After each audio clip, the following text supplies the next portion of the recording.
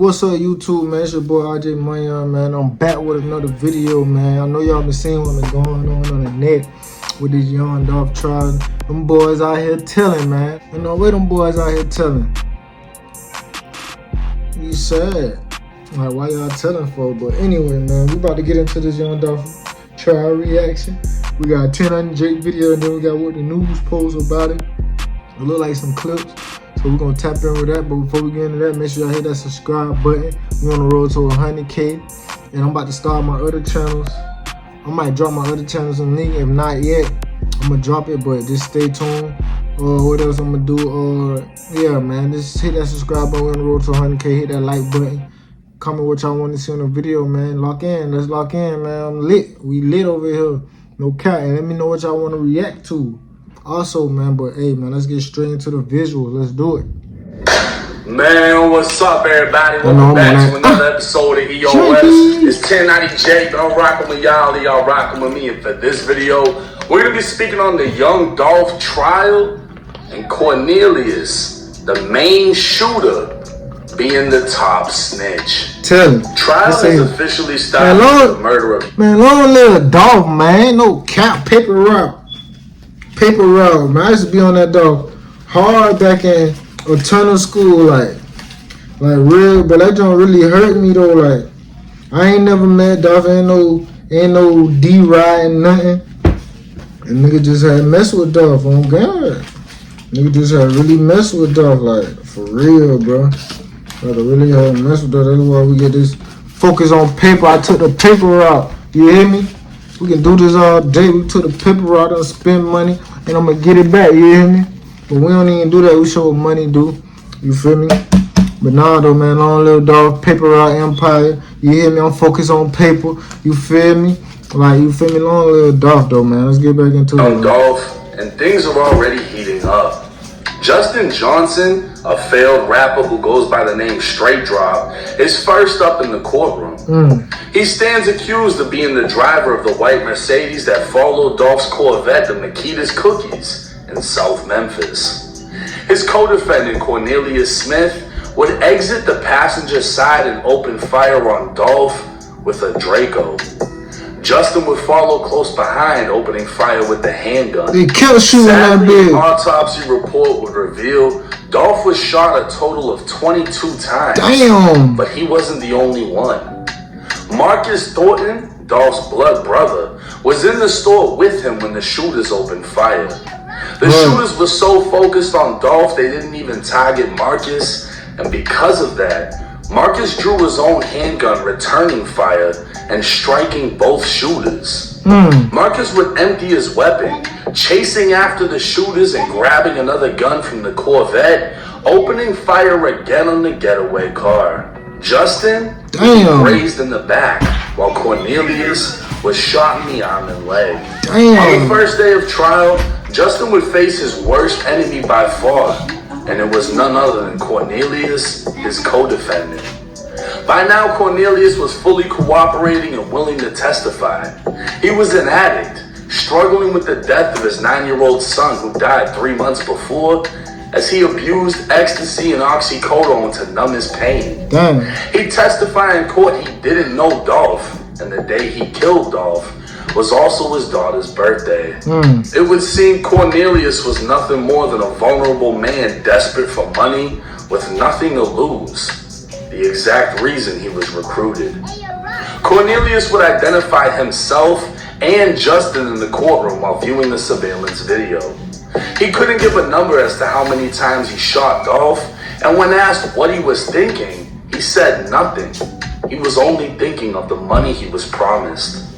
Justin stated in court that Big Jug, the older brother of Memphis rapper Yo Gotti and the second in command of CMG Records, dropped a $100,000 bounty on young DOLPH. The beef between DOLPH and Yo Gotti was well known. You know we don't got no oil, right? Yeah, we do.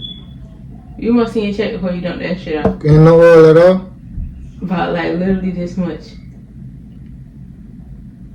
For real? I'm like dead ass. You gonna get some? I mean, I can. Alright. We need it.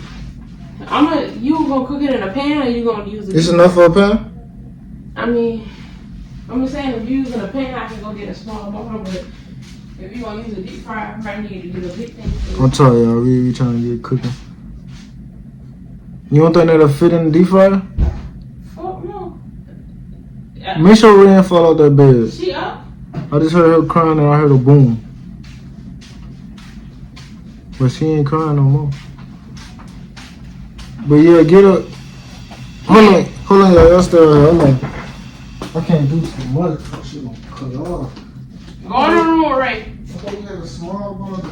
I think we had used it last time. We got Crisco. You in the room, Ray, K? We got a bottle of that Crisco, huh?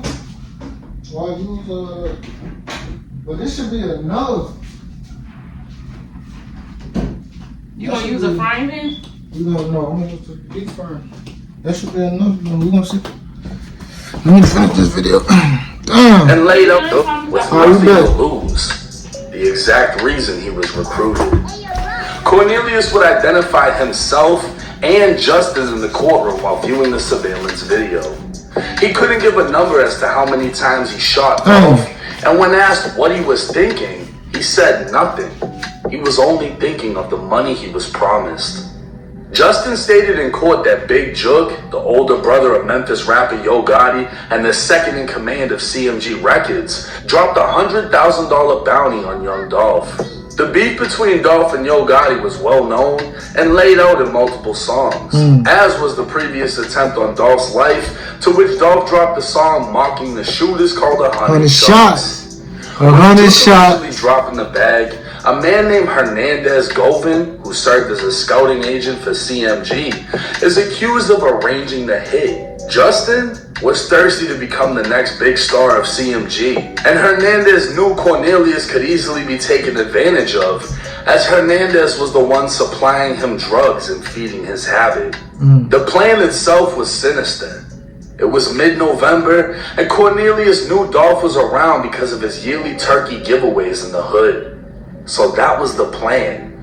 While Dolph was handing out turkeys, they were going to kill him, with no consideration for the volunteers or hungry families in attendance. It just so happened they spotted his camo wrap Corvette. The street light, bro. You gotta get up with him. Dolph was killed, Justin would FaceTime Jug, and using sign language, would spell Dolph, letting Jug know it was them that killed him. According to Cornelius, Jug promised to see them soon. $20,000 was supposed to be paid to Hernandez for organizing the hit, and $40,000 apiece to each shooter, totaling out to $100,000. Cornelius would testify in court. He only received $800. Damn. And after he was arrested, his lawyer was paid $50,000 by Big Jug. On January 13, 2024, Big Jug would be gunned down outside of a restaurant following a funeral. Video of Jug laying lifeless on the ground would make its way to social media, and an endless amount of Dolph emojis would flood the comments. Had Jug not been murdered, it's more than likely he'd also be charged in the case. Yeah. By now, everyone has been arrested. Justin's brother Jamarcus will be the fourth man charged in this case, as he assisted his brother in escaping after the shooting, and he's already pled guilty to 3 counts of accessory after the fact. He's expected to receive a 6 to 12-year prison sentence. Damn. As for Justin, Hernandez, and Cornelius, the evidence is overwhelming, and with the star witness being the main shooter, we can expect to see life sentences handed out for Justin and Hernandez. The prosecution made it clear to Cornelius that even though he's testifying against his co-defendant, no promises have been made, and he's still going to prison. One of the more disturbing things said by Cornelius was that the day they caught Dolph, it was also his daughter's birthday. The prosecutor asked, "You went and killed a man on your daughter's birthday?" And Cornelius responded with, "I'm trying to make it rain for her.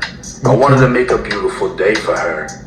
So instead of a father of 5 spending time with his daughter, the junkie that is Cornelius Smith gunned down a Memphis legend, only to receive $800 and a jail cell. We'll just have to wait and see how much prison time he actually gets. He said 800, bro. Hey, you want 800? I give you 800, bro. Come on, bro. Come on, stop doing dumb shit for 800, bro. You could have did anything for 800, bro. 800. You gonna spend it on your daughter's birthday? You ain't gonna have no more money. Come on, bro. Oh, you just wanted to get your drugs. That's what you want to do. You want to kill Doc, or you want to get your drugs, bro? What you got going, Tan? Like, come on, bro. You not my, bro. What you got going, bro? Like, y'all goofy. Cornelius responded with, I'm trying to make it rain for her. How you gonna I wanted to rain? make a beautiful day for her. So instead of a father of 5 spending time with his daughter, the junkie that is Cornelius Smith gunned down a Memphis legend only to receive $800 and a jail cell. We'll just have to wait and see how much prison time he actually gets. Now, me being a Dolph fan, I'm a little bit biased in this situation because fuck them. You had a failed rapper, a junkie, and then a talent scout / alleged drug dealer all working for CMG. Big Jook apparently put out this hit. They planned to gun down Dolph at a fucking turkey drive. I don't ever want to hear that I'm the problem. People are like, oh, why do you cover these cases? You be making this look bad and this and that. When motherfuckers are planning to gun somebody down at a turkey drive, I don't ever want to hear shit about me making fucking videos. Justin thought he was going to be the next big thing, and he's not. Cornelius thought he was going to be up $40,000, spend it on his daughter, whatever. He's not. Hernandez thought he was going to come up on 20 bands for setting the whole hit up. He's not. And Jook most likely didn't predict that his life was also going to end. Now, there's a lot of rumors behind this situation. There's a lot of people speaking on Ricos and a Rico for CMG and all roads leading back to Yo Gotti and everybody trying to tie him into this situation. Jook is his own man. There is no evidence at this time tying Yo Gotti to a fucking thing, so we're not gonna entertain that. At the end of the day, a Memphis legend, a Southern rap legend was killed. And hearing the reason why, it's just so fucking damn, dog. Stupid, as it is with many cases. This is why I cover these topics, to show you how things aren't worth it, because there's plenty of young crash outs that watch these videos that think 100,000 is so much fucking money when in reality it's not. $20,000 to organize a hit, $40,000 to do this. Shit. Listen, instead of being a fucking crash out, be a YouTuber, and you can go drop $100,000 like it ain't a fucking thing. You can run up $50,000 in a month off of dropping videos. Right. Facts. But YouTubers aren't what's praised, right? Everybody wants to be the rapper, the this, the that. Well, then pay the fuck attention to how Justin looks in that courtroom, while Cornelius is doing the definition of snitching. They committed a crime together, and Cornelius is 1,000% ratting on Justin and everybody else involved. But what else could you expect from a piece of shit who, instead of spending time with his daughter on her birthday, went and did a hit? Most likely with the intention of fueling his drug habit that's been caused by the death of his child. This lifestyle leads to nothing but misery and pain. And misery and pain is what they're gonna have in the future during that prison sentence, thinking about how they made a decision that ended a man's life, took a father away from his kids, took an artist away from the world, and now they have nothing themselves. But I'm going to keep y'all updated with this case. They're expecting the trial is only going to last a few days, so this is not going to be like YSL where we have months of updates. But if an update comes that isn't worthy of an entire breakdown, y'all check out my YouTube shorts, because I'm jumping on that too. But hey, it's 1090 Jake. I'm rocking with y'all. Y'all rocking with me. Rest in peace to Dolph. Till next time. Damn, man. Like, that joint right there, crazy, like, niggas telling. But he a junkie, so he gon' tell, right? Junkies gon' tell, ain't it? This some old footage right here.